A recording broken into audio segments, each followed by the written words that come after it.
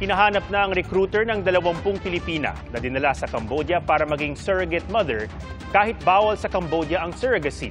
13 sa kanila ang nananatili sa ospital dahil nagdadalang tao na. Saksi si Mark Salazar. Katapusan ng Setyembre, naglabas ang Embahada ng Pilipinas sa Cambodia ng babala tungkol sa modus ng pagre-recruit para sa mga surrogate mother doon. Aalokin ng malaking halaga ang babae sa social media. Libre rin ang biyahe patungong Cambodia kung saan gagawin ang procedure. Saka ibabiyahe sa isa pang bansa para doon manganak.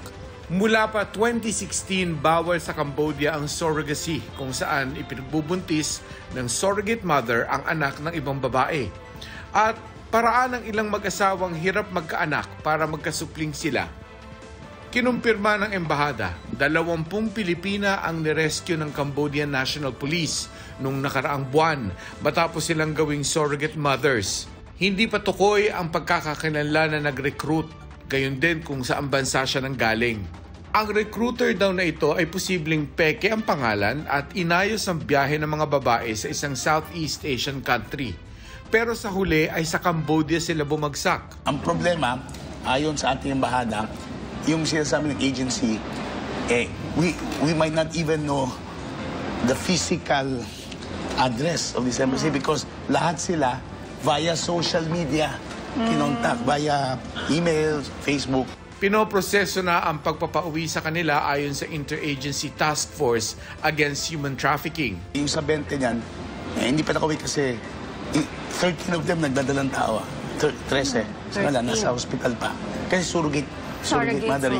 Yan ang magiging role nila. Yung Cambodia, na iba-ibang ginagawa, na na-traffic sila. At hindi, ngayon lang kami nakarinig ng surrogate. Ngayon lang. Actually. Ngayon lang. So, it's possible it's happening in other countries too. Kabilang ang Cambodia at karatig bansa sa pinakabinabantayan ng Bureau of Immigration pagdating sa human trafficking. Ang nagiging challenge natin, yung iba pumupunta sa ibang country, hindi naman yung final destination nila, but pre-represent nilang ticket ay a certain country pero mag-ano sila, they will go transit to the final destination. Kahit ang PNP Anti-Cybercrime Group ay wala raw na-monitor na online recruitment na tumatarget ng mga surrogate mothers.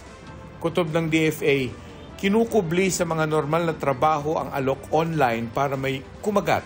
Please, bago kayo pupunta sa ating mga kapitbahay na bansa, no? Para magtrabaho, dadaan kayo sa DMW POA, yung official process. Of course, may bayad pa yan, may hassle yan. Pero importante, may protection para sa inyo.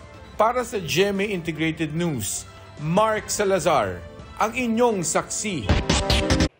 Mga kapuso, sama-sama tayong maging saksi.